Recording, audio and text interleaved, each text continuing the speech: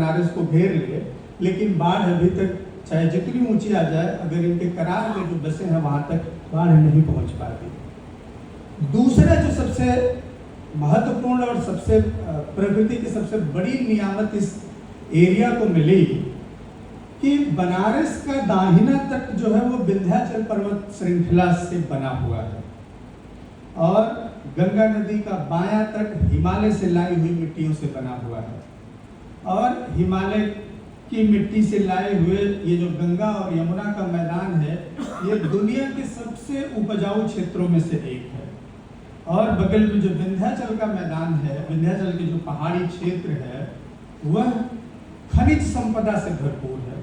आप लोगों को जान के आश्चर्य होगा, बनारस से महज 70 किलोमीटर दूर चंदौली में मूसाखान बंधे के पास एक गांव है, करमनाशा नदी के किनारे मलहर, जहां से अभी तक दुनिया में सबसे प्राचीन लौह प्रौद्योगिकी के प्रमाण मिले पुरातत्व विभाग को खोज में, और वो लगभग आज से 2700-2800 साल प्राचीन।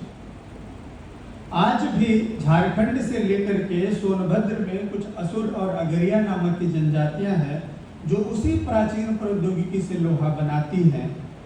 तो आप समझे कि हमारे गंगा के दक्षिण तरफ विंध्य पर्वत श्रृंखला में खनिज संपदा और गंगा के बाएं तरफ सबसे उपजाऊ भूमि, ये दोनों मिलके एक ऐसा मणिकांचन संयोग बनाती है कि वाराणसी में इस 8 किलोमीटर भूभाग में जहां गंगा बड़े मंथर गति से बहती है, वो व्यापार का, आवास का सबसे आदर्श केंद्र बनता है, सबसे आदर्श केंद्र के रूप में प्रतिस्थापित होता है। और यही कारण है कि बनारस एक तरफ अगर आप देखें तो हम जब शहर की बात करते हैं तो जो बड़े शहर हैं उन शहरों में आप हमारी राजधानियों को ले लें, दिल्ली, मुंबई, मद्रास, कोलकाता, तो दूसरी तरफ बनारस उन मेट्रोपॉलिटन सिटी के पूरे कैरेक्टर को, कलकत्ता को मेट्रोपॉलिटन सिटी का दर्जा कब मिला? जब अंग्रेज आए उसके बाद मिला। दिल्ली को सबसे बाद में मिला। मुंबई हमारी आर्थिक राजधानी थी, लेकिन बनारस अपने चरित्र में कम से कम 3000 साल पहले से मेट्रोपॉलिटन सिटी है, जिसका व्यापारिक संबंध कम से कम आज से 3000 साल पहले अफगानिस्तान से लेके और पांडिचेरी तक था। अफगानिस्तान से लेके पांडिचेरी तक की सामग्रियां राजघाट के पुरातात्विक उत्खनन में मिली हैं, जिससे ये प्रमाणित होता है कि बनारस का व्यापारिक संबंध आज के 3000 साल पहले से वहां मौजूद है।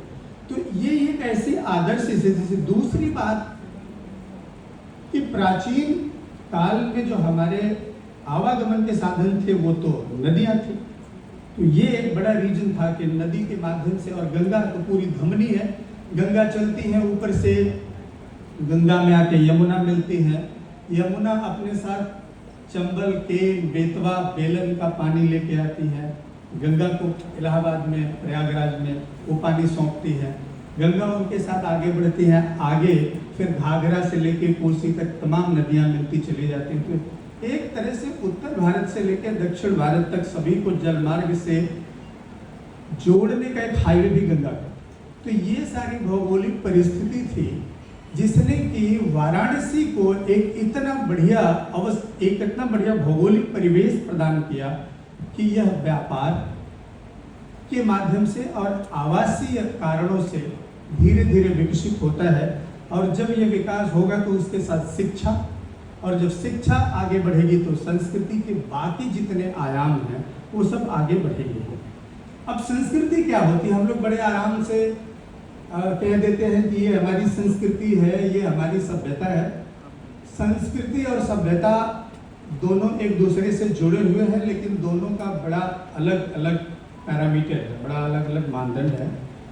संस्कृति हमारा वो अभौतिक पक्ष है, और सभ्यता उसका भौतिक पक्ष है। हमने घर बना लिया, ईंट पत्थर से एक अपना घर बना लिया, खूबसूरत हवेली बना ली, उस घर में हमने अपना ड्राइंग रूम, किचन, बेडरूम सब कुछ बना लिया। ये हमारी सभ्यता का पार्ट है। लेकिन संस्कृति ये है कि उस घर में हम रहते कैसे, उस घर में जो हमारे रहने का तरीका है वो हमारी संस्कृति का पार्ट है। इसलिए संस्कृति विराट है और सभ्यता उसका एक छोटा सा अंश है। सभ्यताएं विनष्ट हो जाती हैं क्योंकि सभ्यताएं समय के साथ साथ वहाँ पे जितनी सामग्रियां उपलब्ध हैं, ये भौतिक जगत से जुड़ा हुआ है, तो भौतिक विनाश होगा तो वो भौतिकता की चीज़ें समाप्त हो जाएंगी, लेकिन संस्कृति कभी विनष्ट नहीं होती क्योंकि वो हमारे जीवन का।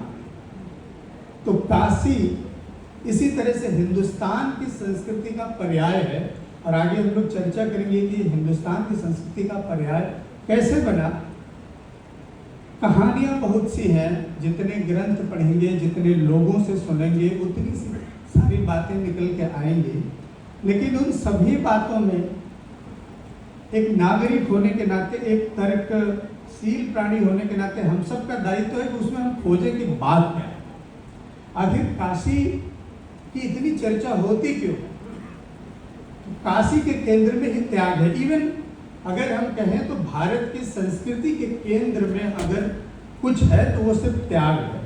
हमारे जितने भगवान हुए, हम जैन तीर्थंकरों को, सभी जैन तीर्थंकरों को ले लीजिए, सब राजपुत्र।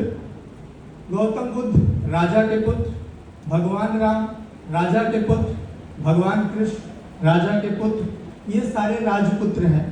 लेकिन ये फिर इतने महान क्यों हुए? सबने किया क्या?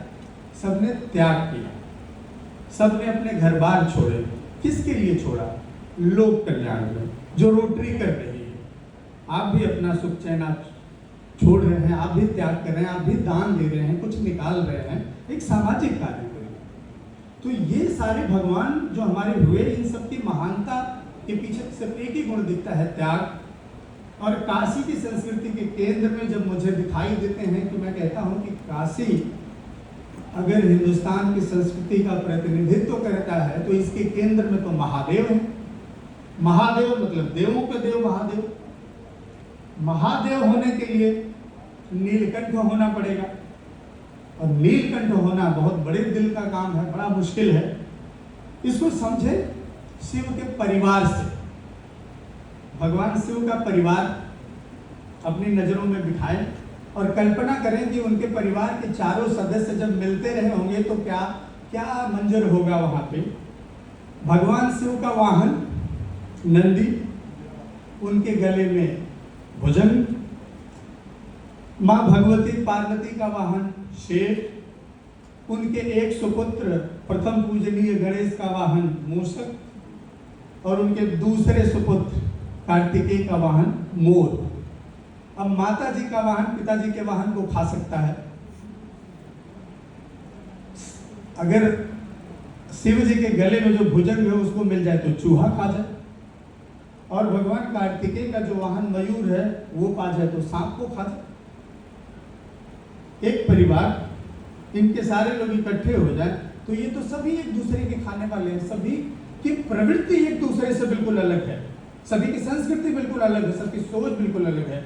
लेकिन इन सभी सोच, सारी प्रवृत्तियों को एक साथ रखना कितना कठिन है। सबको सुनना पड़ेगा और सबको सुनेंगे आप तो उसमें कुछ गलत भी होंगे और कुछ सही भी होंगे। अब इन सबको सुन के सबको साथ रखने में आप तभी सफल हो सकते हैं जबकि सबको सुन के सबको संतुष्ट करें। तो सुनना है और वो सुन के कुछ अच्छी बातें भी आएंगी और कुछ खराब बातें भी आएंगी, सबकी शिकायतें होंगी। तो सुना हमने सबको, लेकिन उसको अपने गले तक ही रखा, हृदय में नहीं उतरने दिया।